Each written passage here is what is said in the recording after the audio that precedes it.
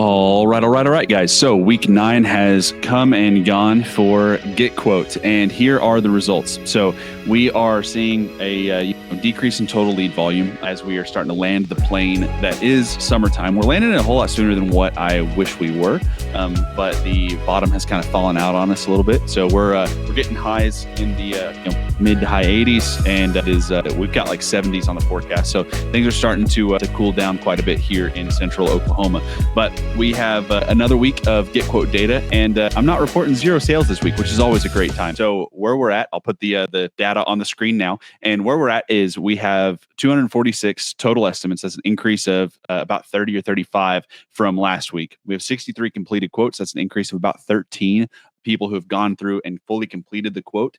Total quoted value is $880,095, which is a jump of almost $80,000 in total revenue that's been quoted out. And then here's the kicker: is last week, whenever I reported to you guys, we went on a dry spell, and then we had this huge pop. We went from 90,000 to 140,000 and some change. Now we're kind of back to your regular scheduled programming in that 1 to 2 sales a week, and so we jumped from 140 to 153,089. So we had another sale of a mini split occur, and that was a great sale by Jacob. So we got that one done, and the conversion rate is setting at 23.8%. So we're really starting to see that kind of level out after 9 weeks here of data. I think KPI for us really is going to be somewhere between 20 and 25%. And again, what that is the conversion rate is looking at our total sales closed, the total volume that we've closed in sales, divided by our total quoted value. And that is the conversion rate there. So it's looking at how many quotes we've had out versus how many quotes we've sold.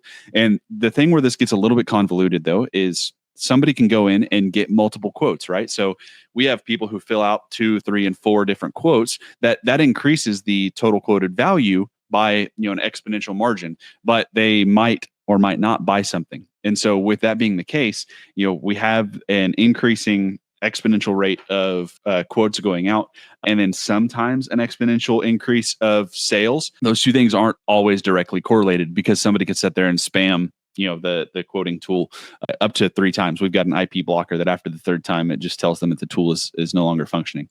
But essentially what we're seeing is about a quarter of all the quotes given out in revenue are converting to total sales. And you see that in total estimates versus completed quotes. But the completed quotes isn't a true indicator of sales. And also in the same way that total estimates isn't an indicator that somebody didn't buy. So we track everything from top to bottom. We look at it from basically, have they abandoned it? If they abandon it, we still follow up with them and really rock and roll from that point forward as far as like, how can we close this? So every week I'm going in and auditing. Now, some people, and I would say a majority of which they're not completing their quote. They're getting to the pricing screen. They're not making a selection, and then they're bouncing off the page. But like I've talked about in the past, is we have webhooks installed on GetQuote that will continue through the messaging of, what essentially they've received, things like that. So what it does is it will actually, let me just pull it up. Let me pull up Zapier real fast, and I will show the actual workflow as to what, because I think it is pretty impressive when it comes to getting clarity as to what we're capable of doing with GetQuote inside of your CRM. So I'm going to go ahead and let me share this screen real quickly. Okay, this is pretty tight, but we're going to rock with it. So here is what we've got. So this is the first step in the Zap. So it is catching the webhook, and the webhook is just giving us all of the data from the customer. And I'm not going to pull anything because I don't want to show any customer data that might be sensitive out there, but it catches their name, their number, email, anything that we want on that step 1. So step 1 is capturing all of their information, and the webhook fires either after they complete the quote or if they abandon it, either one. But in order to count as an abandoned quote, we have to get step 1 completed, because obviously we have to have their information. And then from here, you can see we split into quite the decision tree here. So right now, we'll just follow it left to right. So right now what it does is it goes through the path conditions. And the path condition here just says that it's going to run at all times. And then we've got some AI built in right here, which is it's going to analyze and return us some data. And on the analyze and return, what we've got going on is we have one, I've given the prompt to GPT 4.0 Mini. and basically telling it, hey, compose a text message on behalf of Yarbrough Sons using this information. And then I want you to output so like on this one, let me see if it will pull this for us real quickly. I wonder if I can just edit the draft, if it'll pull it up for me. So on this test, here's what we've got is the text message. It changed the client information a little bit, but the text message that's put out by GPT says, hey, Tucker, smiley face. We want to let you know that your estimate for a complete AC and gas furnace system is ready. It comes up to insert amount, and we could finance it for insert amount. And we're really looking forward to helping you soon. No two text messages are the same in our system because of the GPT-4o Mini integration.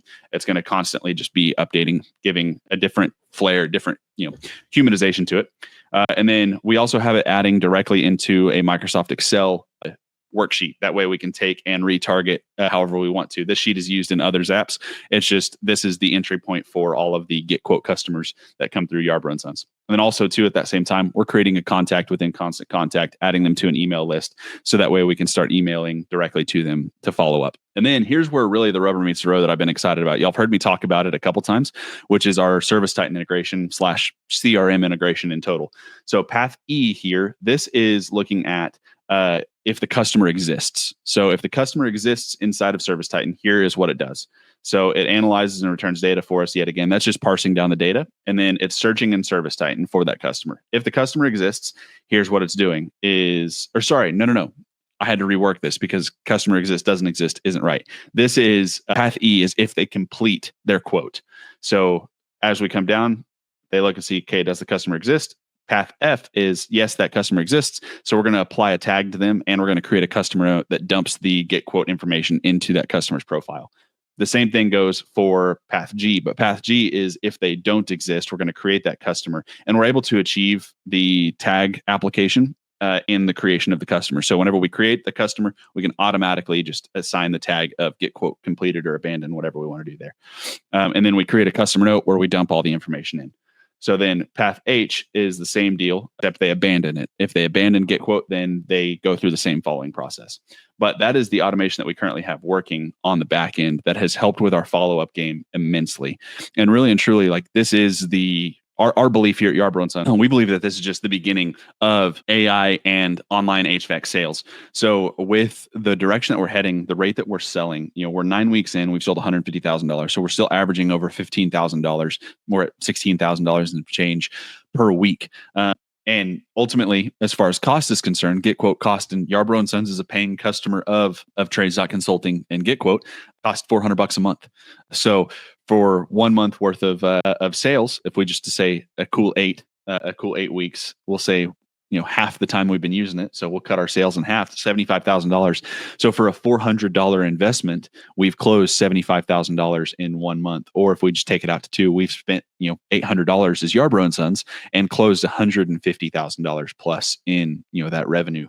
So it is a no-brainer, and we're constantly seeing traffic increase exponentially. You'll see that in the data sheet that I apply here.